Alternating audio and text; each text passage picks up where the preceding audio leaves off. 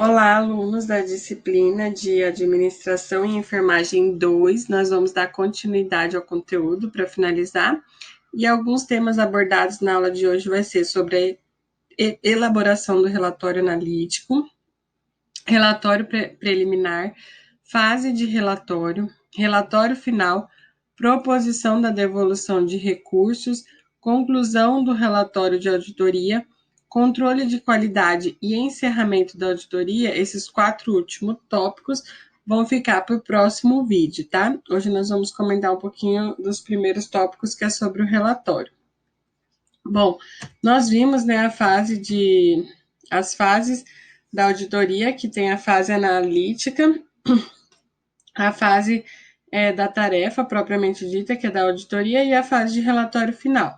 Então, a fase analítica, o produto dela vai gerar um relatório analítico. E o que tem nesse relatório analítico? Ele é simplesmente o principal produto dessa fase, haja vista que será o guia para a ação da equipe na fase operativa, que é a fase de auditoria propriamente dita.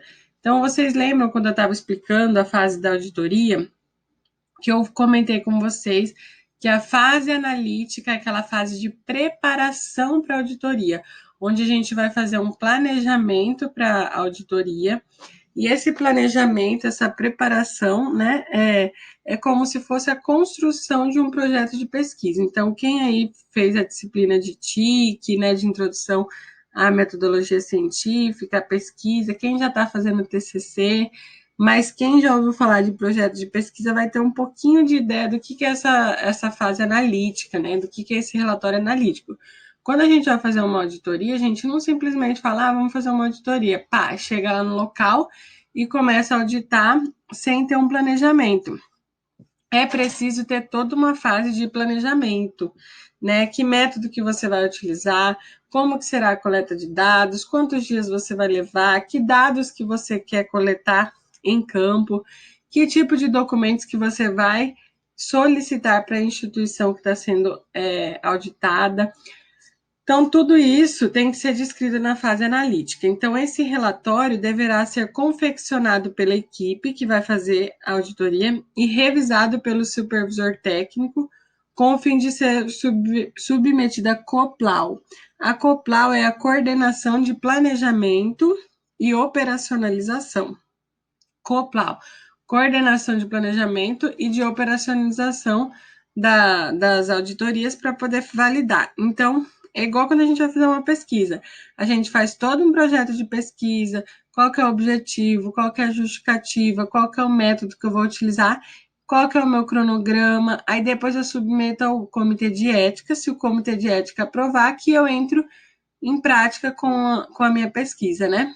Então, aqui é a mesma coisa. A fase analítica, você vai gerar esse relatório, descrevendo todas essas informações de como será o processo, como será a fase operativa, e vai submeter à validação da COPLAU. Após a aprovação, você vai dar início à fase operativa. Então, o que tem que conter nesse relatório analítico? Primeiro, a visão geral do objeto de auditoria. Então, toda auditoria, ela tem um objeto, um objetivo. Então, ele tem que dar uma ideia, já na introdução, da visão geral do que será o objeto de auditoria. Por exemplo, o serviço que vai ser auditado vai ser o serviço de CME, Central de Material e Esterilização, que presta serviço para várias instituições, tá vendo? Então, o objeto a ser auditado vai ser o quê? O serviço de CME e a qualidade dos produtos que estão sendo processados lá. Qual que é a metodologia que eu vou utilizar nessa fase analítica, né?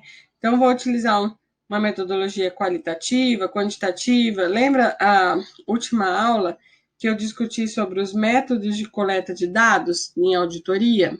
Então, você vai selecionar um método de coleta de dados. Tá, eu selecionei, vai ser um método qualitativo e quantitativo. Agora, que documentos, que normas que serão consultadas para que eu compare o que eu estou vendo lá na prática? Então, por exemplo, para que um CME esteja funcionando, eles têm que estar de acordo com a RDC número 15 de 2012, né? Que fala sobre o processamento de materiais hospitalares. Então, ele tem que estar de acordo com isso. O trabalho de enfermagem que estiver sendo desenvolvido lá também tem que estar de acordo com a resolução do Corém, que prevê quais atividades, né, cabe ao enfermeiro que trabalha numa CME. Tá vendo que eu vou ter normas, eu vou ter documentos para consultar como parâmetro para que eu possa chegar lá na prática e visualizar, não, isso daqui está batendo com o que está preconizado, isso daqui está irregular, isso daqui precisa modificar. Então, eu tenho que ter um parâmetro de comparação, porque eu vou auditar uma realidade sem, sem ter um parâmetro, então não vou saber se aquilo está funcionando da forma como deveria funcionar. Após eu selecionar esses documentos, essas normas ou especialista, para saber se realmente aquele serviço, aquele objeto da auditoria está funcionando conforme o preconizado, eu vou elaborar a minha matriz de coleta e análise de informações. Né? Então, já vou mostrar uma imagem mais para frente, mas é onde que tem as perguntas que eu quero selecionar, que informação que eu quero obter e de que forma. Então, eu vou fazer um cronograma detalhado de realização dessas fases e posteriormente o relatório final. Tudo isso, todas essas 5 informações devem ser contidas no relatório analítico, tá? Então, a fase operativa somente vai ocorrer depois que esse relatório analítico for aprovado pela COPLAU, que é, né? E depois da aprovação, a equipe vai elaborar um comunicado de auditoria, o qual será submetido ao crivo do chefe da CEUD, que é a seção de auditoria, com a finalidade de que esses documentos e as informações previstas nas matrizes de coleta e de análise de informação e na de qualificação de responsável estejam disponibilizados no momento da realização da fase operativa. Então, eu tenho que fazer um comunicado. Foi aprovada a minha fase de planejamento, que é a minha fase analítica. Enviei o meu relatório, ele foi aprovado pela COPLAU. Então, o chefe, né, da seção de auditoria, ele vai elaborar um comunicado avisando o serviço, né, de que ele será auditado. E, após essa elaboração do comunicado, a chefia do NESM, que é o núcleo estadual do Ministério da Saúde, enviará um ofício encaminhando o comunicado de auditoria com o propósito de informar o gestor que será realizada uma auditoria em sua unidade de serviço em determinado período, bem como solicitar documentos indispensáveis à realização da auditoria. No caso de auditorias realizadas no Distrito Federal, o ofício será assinado pela direção do DENASUS. Então, esse ofício, né, vai ser encaminhado ao serviço que vai ser auditado, ao responsável pelo serviço, e como você já fez na fase analítica um relatório dizendo qual que é o método que você vai utilizar, quais são os documentos que você precisa, quais são as informações, você já o tempo que a gente tem em loco no local para auditar é um tempo muito curto. Então você precisa dar um tempo para o serviço, para a instituição organizar as documentações da qual você precisa, da qual você vai fazer análise. Então, nesse ofício encaminhando que o serviço vai ser auditado no dia tal, por tal período, e nós precisamos analisar os seguintes documentos, tal.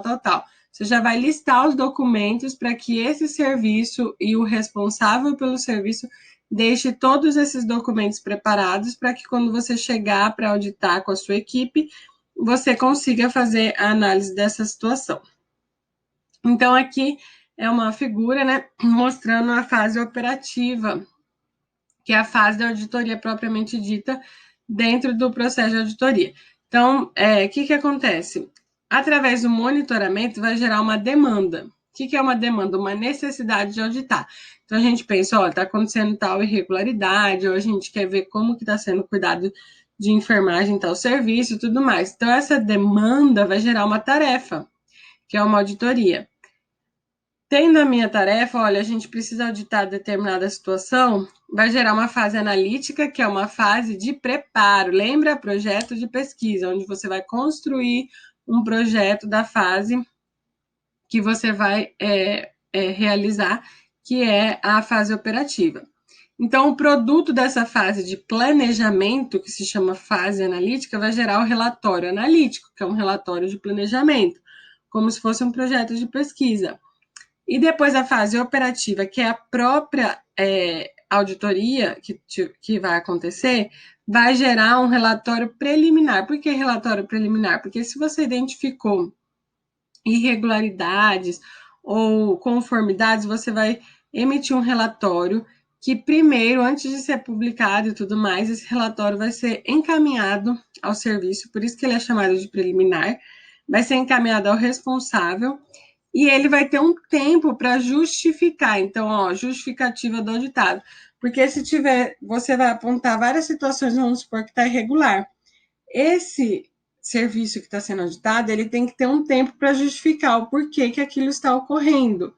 E após a sua justificativa, você vai analisar se realmente essas justificativas estão.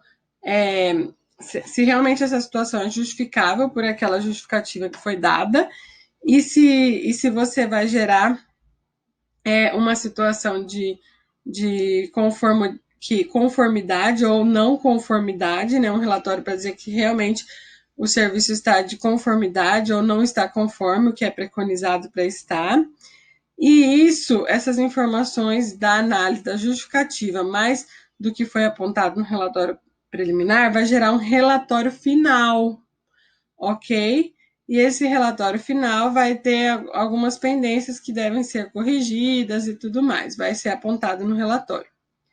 Então, a aprovação do relatório analítico, resumindo, né, o que a gente tem falado aqui, pela COPLAU, que é a Coordenação de Planejamento e Operacionalização, vai gerar um comunicado de auditoria, que vai ser avaliado pelo chefe da Secretaria de Auditoria, e esse comunicado vai aprovar o relatório analítico e o comunicado, vai ser enviado um ofício para informar, né, o órgão que vai ser auditado, o período que vai ser auditado e quais documentos eu preciso que ele já disponibilize para essa auditoria.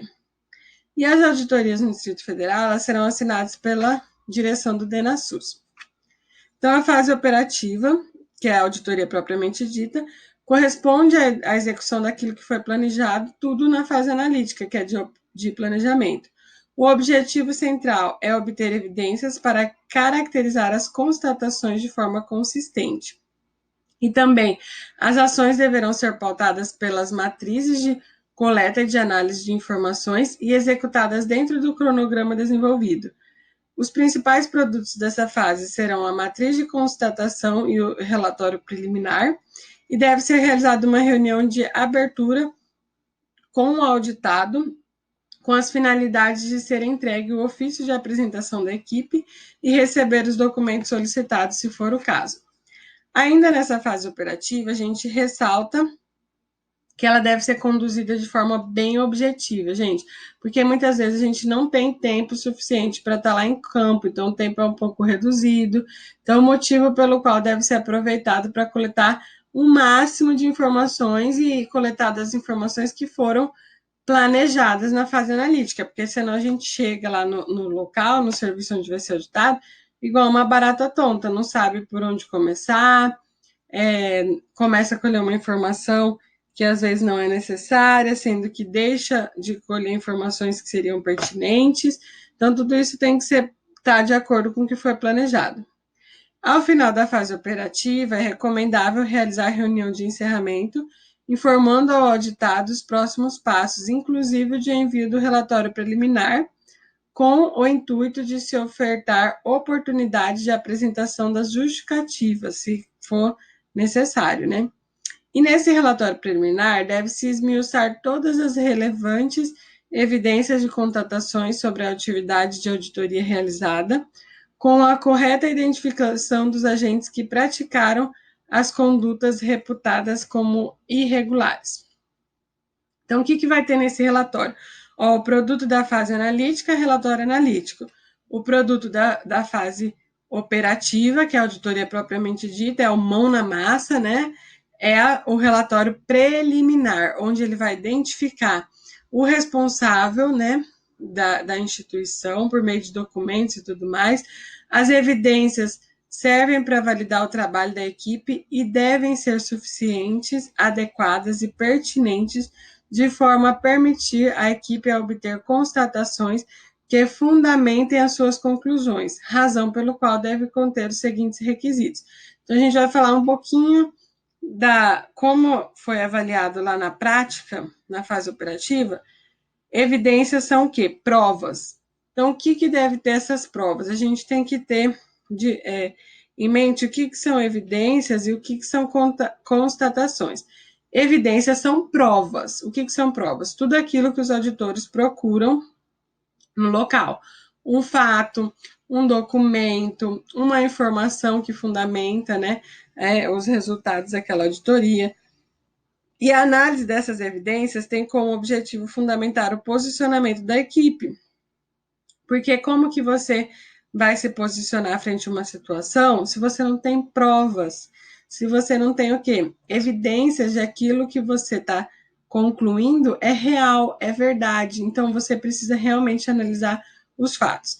E a constatação é essa conclusão, porque você vai analisar todas as provas, que são as evidências encontradas, todos os critérios que você usou como parâmetro, e ao comparar, você vai constatar, esse serviço está legal, ele está de conformidade com o que estabelece na lei, com o que estabelece na resolução, na legislação, ou você vai chegar ao contrário, você vai pegar e vai pensar, vai relatar, não está em conformidade, não está em concordância, né?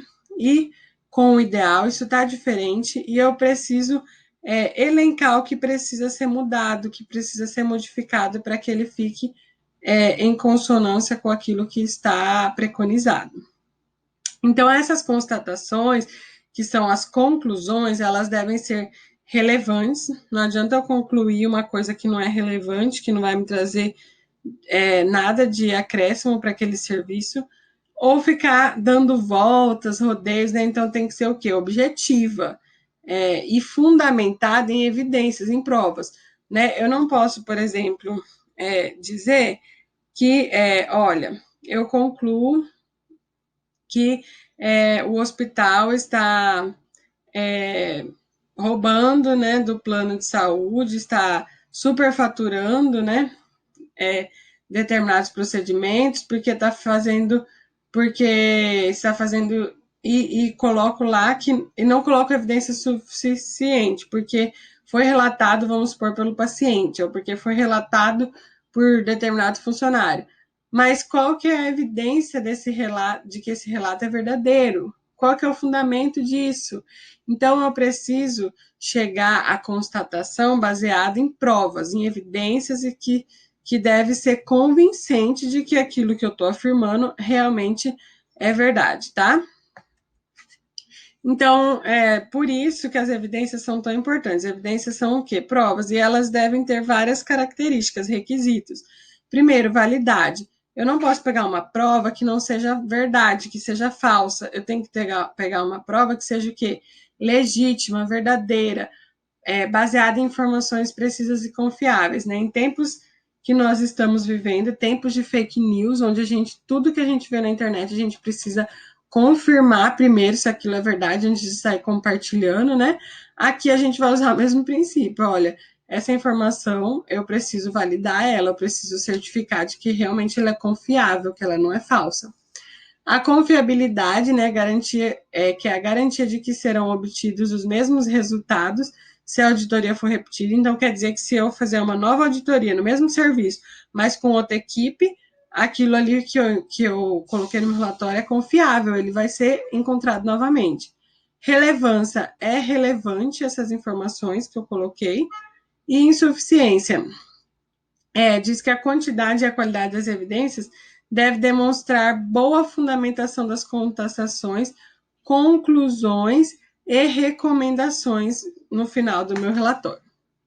Tá? Então, a evidência ela deve ser suficiente, adequada e pertinente. Suficiente, né? Que se eu fizer testes, eu vou conseguir provas de que aquilo ali é o quê? Verdade, são fatos verdadeiros. adequada, porque as informações utilizadas são autênticas, são fidedignas, não são mentiras, não são fatos verdadeiros que foram examinados. Pertinência diz que, que há uma coerência da evidência com as observações, conclusões e recomendações da auditoria. Bom, também aqui tem outras características das evidências, né? Que elas devem ser físicas, documentais, elas podem ser, né, na verdade, físicas, documentais, orais ou analíticas.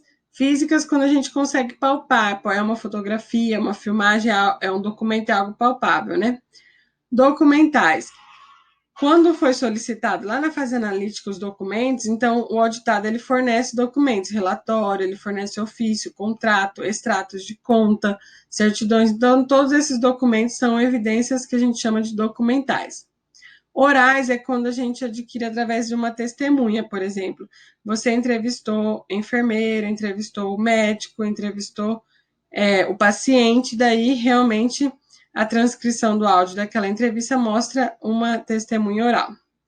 E a analítica, quando ela é obtida através de raciocínio lógico, né, planilhas, quadros comparativos, você analisa uma, duas, três informações ali, a testemunha oral, mais a física, mais documento, e você vai gerar uma análise daquilo que você analisou, ok? Bom, próximo vídeo a gente vai dar continuidade, porque deu esse tempo para o vídeo não ficar muito extenso, e eu peço que vocês vão dando mais uma estudada sobre esses relatórios.